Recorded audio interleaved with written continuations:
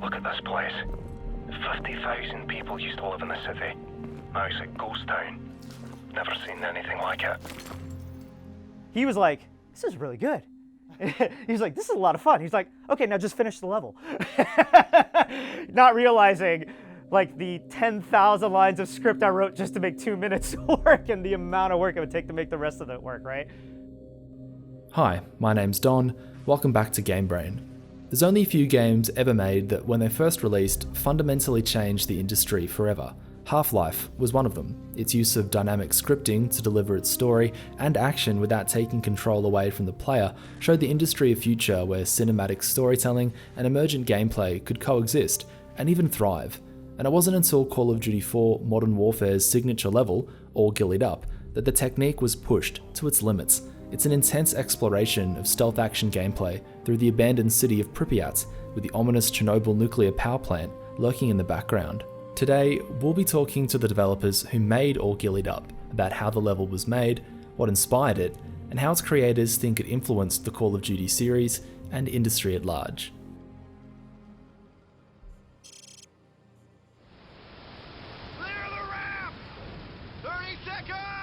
So before developer Infinity Ward broke through with the Call of Duty series, they started out as a small team by the name of 2015 Inc., debuting Medal of Honor on home computers back in 2002. Its bombastic Omaha beach landing level forever lives on as one of the defining moments of the scripted sequence, showcasing the studio's amazing talent and future potential. Mackie McCandlish worked as a scripter on Allied Assault, including the beach landing level, and he was later one of the 4 design leads on the first Modern Warfare. Steve Fukuda was one of the other design leads on Modern Warfare, and Muhammad Alavi worked as a level designer. Looking back at D-Day, you can really see that it had a lasting impact on defining, kind of setting a new bar of how far you could go with scripting. If anything, I think particularly positive came out of it, it was that it was a great internal watermark for us as a team, and Jason West, as the game director for the future for the Call of Duty titles, he originally kind of framed Call of Duty as D-Day for every level. So if D-Day was this bar of what scripting could do, what if we brought that level of cinematic intensity to every level?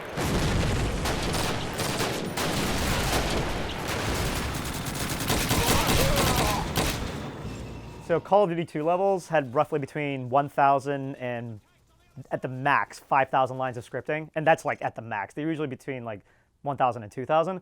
And then I remember when the first Call of Duty 4 levels started coming online, they started at like 5,000 lines of scripting. They were huge. Yeah. And the bigger ones were at like 15,000 lines of scripting. So it was a labor of love where everybody was like, it had this momentum behind it, and everybody just wanted to make it better and better and better and bigger and bigger and bigger.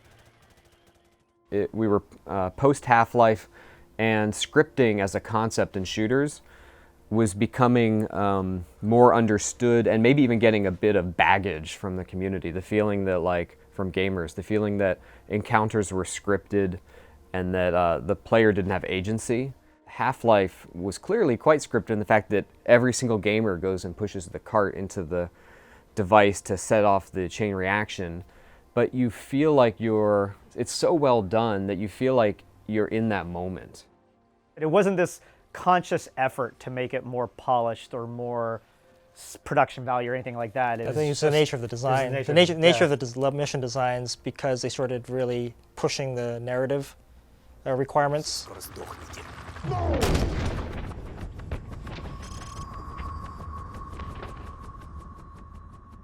After the release of the first Call of Duty, Infinity Ward was ready and willing to graduate to the modern setting, unenthusiastic about returning to World War II.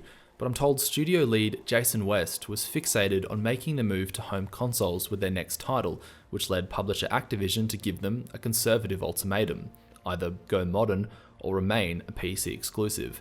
Keen to capitalise on the popularity of console shooters following the blockbuster success of the Halo series, the team would revisit World War II and launch alongside the Xbox 360 for their second title.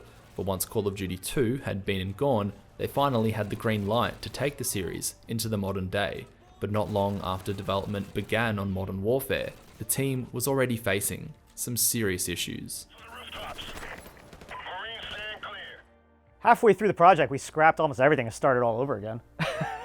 The game, I think, naturally skewed heavily towards surgical operations, or more what we'll call intimate kind of combat scenarios and things like that. Things that were a little less masses of troops, masses of troops and war material and tanks and planes and that kind of thing. It was much more subdued, and I think it started out as being too subdued. It was boring. Right, it was downright boring. Yeah, it was bad. There was a few elements that made it through from the beginning, but it was downright boring.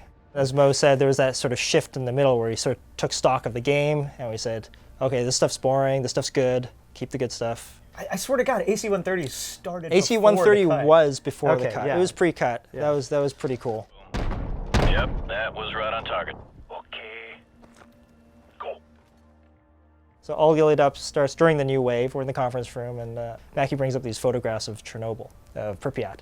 My kind of lucky find was discovering really cool pictures from tourist trips to Chernobyl, with the iconic, Ferris wheel that's rusted. Steve Fukuda had multiple ideas for a two-man crew, sniper crew, to go in and execute a mission and get out.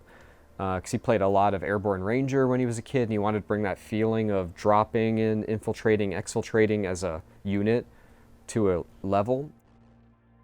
There's a movie called GoldenEye. At the end of GoldenEye, these Marine scout snipers, they pop up out of the ground. I remember when I was seeing that in my younger days, I was thinking, well, I did not expect that. I didn't even notice they were there. And that was, for me, where All Ghillied Up began in my mind. And when I saw, the foliage and the overgrownness of the photos of Pripyat, I thought, oh, there's a place I could do this whole snipering business. And then on the writing side, we eventually discovered we could place it as a flashback, so that we didn't have to have as much of a lead in and lead out. We could set it by itself. Too much radiation. We'll have to go around. I remember working on COD 1 and looking at the screenshots that were coming out from Stalker going, oh, we're screwed. It looks so good.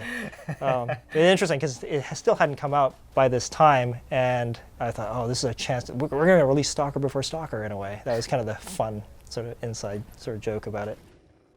The decision was made: cut half the current levels and start over. It was during this development pit stop that the team took stock and opened the floor for developers to pitch some new levels, like All Ghillied Up. But it was here the level faced its first big challenge: finding someone who actually wanted to make it. And then what happened was that all these different pitches happened, and I kept a tally in this little sheet. I said, okay, 5 votes for that level and 6 votes for this. It's called scoutsniper.bsp. That's the actual level internally. But All Ghillied Up ends up ranking the lowest. it was like, I think maybe it was like 60% yes, compared to 70s and 80s and 90% yeses. Okay. Nobody wanted to make that level. Nobody wanted to make that level. Including me. I was coming off of Cargo Ship, which is Crew Expendable, and best pitch ever, actually, up to that point. Anyway, so he's trying to get somebody to make Scout Sniper or All Ghillied Up, and nobody wants to work on this. And I was like, this is the most boring level I've ever heard of, because I aspire to make explodey levels, the beach landing level, right? I wanted to make the big bombastic level, and this was the exact opposite of that. And I was like, I don't want to work on this. He was like, okay, imagine this. You're in a clearing, and you walk up to this bush that's nestled between these 2 trees, and there's 2 enemies on the other side of that clearing. And you bring your gun up and you're about to aim at them, and the bush turns towards you and says, hold up. And I'm like, I'm sold. I was like, that's all I needed. It was that moment where the bush turned toward me and spoke to me, and I was like, I've got it. I've got the level.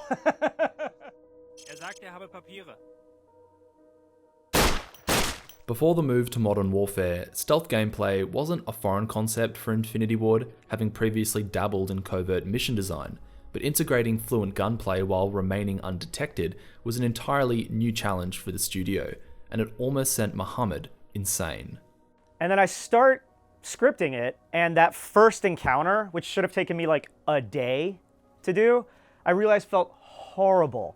So instead of 2 days, I spent 3 weeks basically breaking down our scripting and rebuilding it. I crunched my face off for 3 weeks to quite literally stop the internal game logic from constantly taking over and basically getting ahead of it and creating my own AI logic. And it was ugly and it was poorly written and it was like a mess under the hood. But the player facing worked. My biggest inspiration was Metal Gear Solid, actually. Like Metal Gear Solid, in my opinion, did like a really good job of like explaining to the player what level of stealth they were in with like the bloop over their head. Like outside of UI, like I took lessons from that and I was like, okay, well I can't put a blip over their head, but I've got other tools, right? Like we didn't have any of these animations. I like went over to Paul, our lead animator, and was like, hey, we need to go to the mocap studio and get this stuff. Like how quickly they, walk over to investigate, right? Like if they're like doing a simple walk. Believe it or not, we didn't have walking animations for enemies because the game it was a war game, right? War on, war off. Yeah. So we had to come up with like patrolling animations, jogging animations, somewhere between a jog and a run, running. How intense they searched an area gave you an idea of like how aware they might have been. I think what I came up with was just some global concept of 3 levels of stealth, like pure stealth, and a investigation, an alert, and then a stealth is completely broken on like a global scale, right? And any AI that was in your vicinity at the time all respected that. So individual AI could hit the first 2 levels, right? Like they could hit the, oh, I think I saw something. Oh, I'm alerted. I think there's somebody here, but I'm not quite sure. But once one AI hit the, oh no, there's an enemy here, the entire level would turn on, right? And then at that point, my stealth script would basically turn off and the regular Call of Duty full-out war stuff would turn on. I think you would agree, players like very binary situations, like something is like either black or white, something is either on or off. It's very easy to read. And then you have to kill everybody. And once you've killed everybody, it goes silent again, and then you can move on. And that's also why I had a pretty big amount of distance between like the encounters, so that like it would be feasible that like you could like be like guns hot in an encounter, and it wouldn't feel weird that by the time like you got past the first part and got to the church, stealth would be completely on again. As Infinity Ward moved ahead on development, Mohammed had been tinkering away on All Ghillied Up in relative isolation to the rest of the team, who were too busy to keep a constant eye over his shoulder. And although he wasn't meant to be programming AI, the studio leads would now find out just how well his hard work had paid off. There were two other things. And like all of a sudden, like Jason West hears that I'm scripting AI, and he's like, "What?" Because he's like, "That's a horrible idea." So they all come like dogpile into my office, and they're like, "What are you working on? You should be scripting AI." And like, luckily at that point, I had like just like finished up whatever I was working on for that first encounter, and I handed it to, I think it was you. You're the first, and I handed it to Steve, and I was like, "Here, just play it." And he played it like 10 times over, trying to do different things. Like he tried to go in guns blazing. He tried to like crawl up as close as he could to the enemy. He tried to like take a shot and see what like Macmillan would do. You know what I mean? He was like, "This is really good." He's like, "This is a lot of fun." He's like, "Okay, now just finish the level." Not realizing like the 10,000 lines of script I wrote just to make 2 minutes work, and the amount of work it would take to make the rest of it work, right? Thanks. They would have killed me for certain. Yeah, somewhere along the way, throughout development of multiple games, we sort of, I think, came upon this understanding that perhaps players respond well to being guided by some sort of mascot character. I remember one of the earliest examples of this was something that Mackie scripted in Allied Assault, and there was this guy named, was it Lieutenant Grillo or something like that. He led you into this fortress in North Africa. I wanted to see if I could make a player follow that friendly through that journey and feel like it was real and not feel like it was scripted. So that little seed became almost like a thing a gag we would continually return to, and I think Mo perfected it with that he basically made an entire level out of that concept of following this friendly character on a cinematic journey of timing, and still maintained it for an entire level and made it feel real. And that is when that concept really kind of succeeded at the highest level and became truly defined, which then is what got copied and copied and copied and copied. Ostensibly the director and main character of All Ghillied Up, Captain Macmillan was originally supposed to be series favourite Captain Price, but the focus soon shifted to having the player take control of Price to give the character some extra backstory, and the cloaked ghillie suits that originally got Muhammad hooked on the concept would be the driving force behind one of the series' most memorable moments. Because the idea was there that like you start the mission and he pops up, right? Because it does two things. One, it's just cool, but two, you immediately realize that that's what you look like, so it becomes very believable that you're hidden. So that moment with like the trucks, like that wasn't faked. Like that was a culmination of like all this stuff I went and like made that first 2 minutes work. That like the moment with the trucks was very real, where like you could pick multiple paths and they weren't pre-scripted paths. It was just whatever you could find. It was the obvious implication. If you're wearing the invisibility suit, you need to have the invisibility moment. Right. And you need to crank that up to as dramatic as you can. So lying in the middle of the field, it's a very powerful feeling, right? And at the same time, one little misstep and you feel like, okay, we could be busted. All Ghillied Up, the end of it, the way it goes into one shot, one kill. I hate that part of the level. Like you basically kind of like look at the building and then it ends because I ran out of time, honestly. Like I wanted to flesh out the interior of that building and have you and McMillan go up there and set up your sniping perch, but I just ran out of time. I just couldn't do it. So we ended with you looking up at the building and fading to black. The meeting is underway. Enemy transport sighted entering the target area. All Ghillied Up's companion level, one shot, one kill, shares its precursors' intense, claustrophobic atmosphere, as all of the previously built-up tension goes nuclear. Target down. Help me carry me.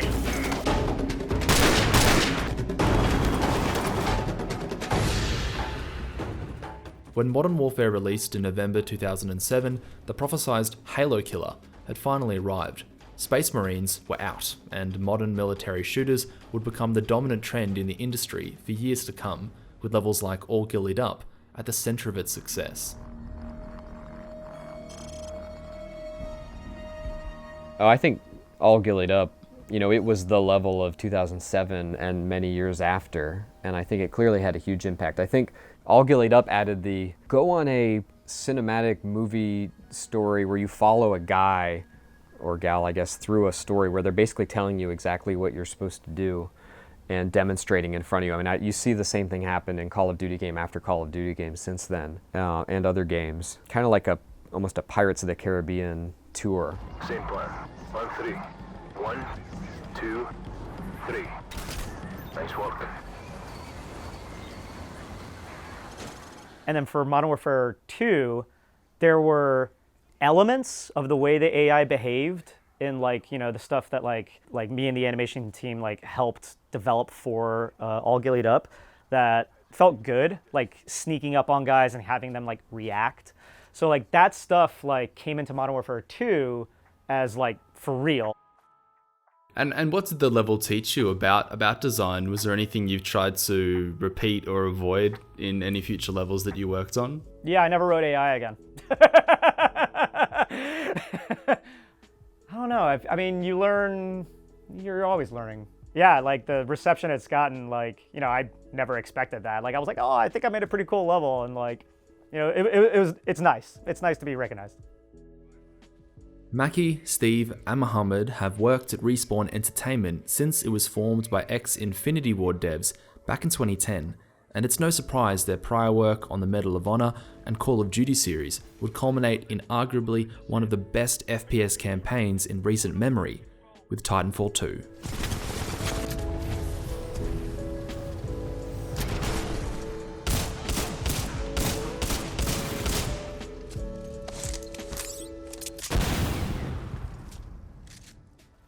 Hey guys, thanks so much for making it to the end of the video. I hope you found it interesting. I'm really excited that I got to share this story with you. What do you think though? Do scripted sequences make video games better?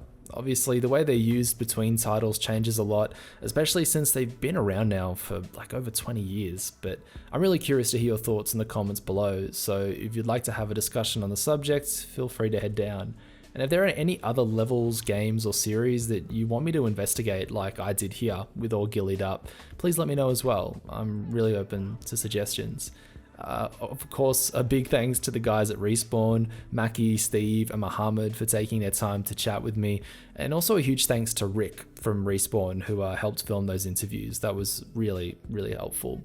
But thanks for tuning in to Game Brain, and while you're here, why not check out my other documentary on Body Harvest, the sci-fi flop the creators of Grand Theft Auto made right before GTA 3. See ya.